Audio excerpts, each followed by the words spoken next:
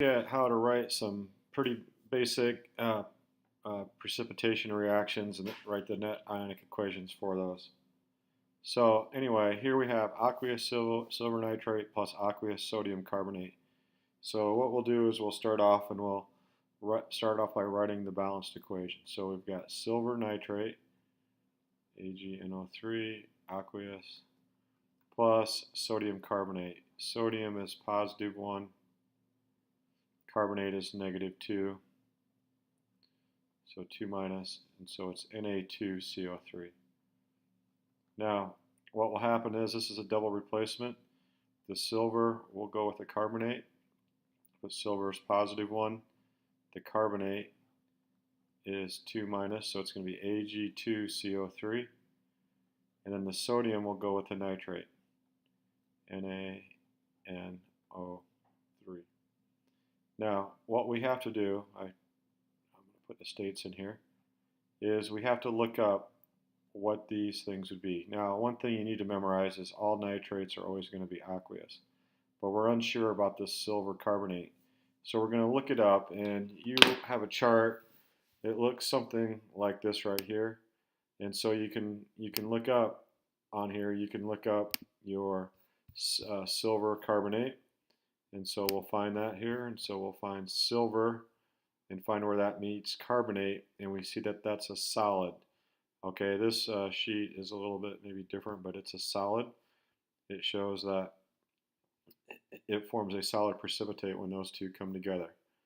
So if we know that, we can put in right here, we can put in an S there. All right, now before we go any further, we're going to balance this equation. So you always want to start with the balanced equation. So there'll be a 2 here in front of the silver. That gives me 2 nitrates as well, so I'm going to have to put a 2 over here. That gives me 2 sodiums, 1 carbonate, 1 carbonate. All right, so now anything that's aqueous, we can break it down, okay? So 2 silver ions, aqueous, plus 2 nitrates, aqueous, okay, plus, now, this isn't Na2, it's not diatomic sodium, it's 2 sodium ions, aqueous, plus a carbonate 2 minus ion, aqueous. Okay, now what that yields is silver carbonate, and that will be a solid. Notice we didn't break that into ions, plus 2 sodiums, aqueous. So anything that's aqueous here, we're breaking those down into the ions that make them, and 2 nitrates, aqueous. Now, anything that remains unchanged, we can cross off. That's a spectator ion. So the nitrate is a spectator ion. It's aqueous on both sides. The sodium is a spectator ion. It's aqueous on both sides. We can't cross off the carbonate because it's not aqueous on both sides, and we can't cross off the silver. So we'll write what's left over. So we've got 2 silver ions, aqueous, plus a carbonate ion, which is 2 minus, aqueous. That's going to yield silver carbonate, a solid precipitate. Notice how I didn't put any charges on these over here. But the things that are aqueous have to have charges on them, okay, because they're if they're ions.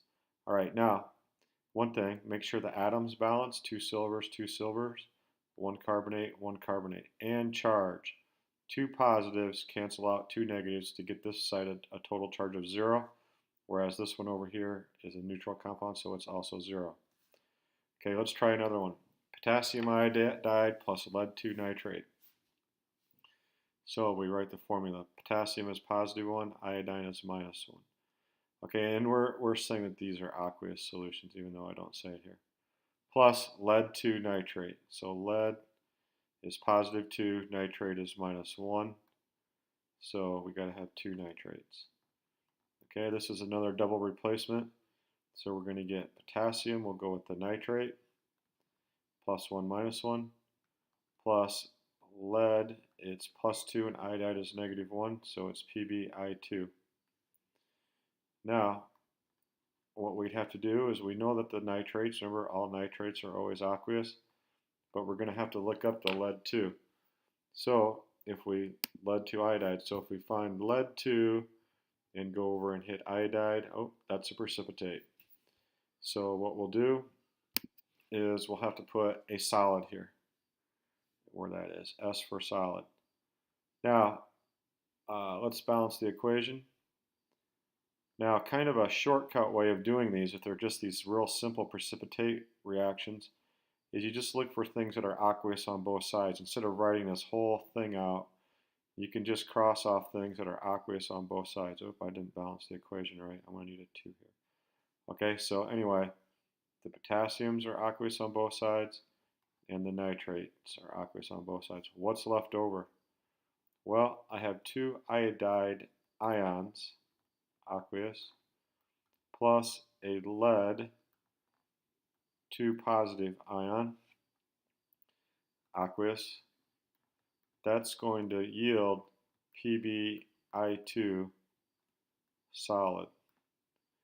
Now, when you do these problems on the test that I correct anyway, if you don't have the charge of the ions correct and the symbols, aqueous, solid, liquid, gas, whatever, you will get that counted off. So make sure that you show that all the time.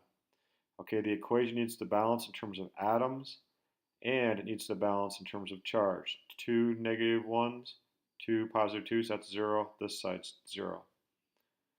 All right, let's try one more here. Okay, sodium nitrate plus potassium iodide. So we'll write this. So sodium nitrate, NaNO3, we're going to say that that's aqueous, plus potassium iodide, aqueous. Okay, what that's going to give you is sodium iodide +1 -1. We'll have to look that up.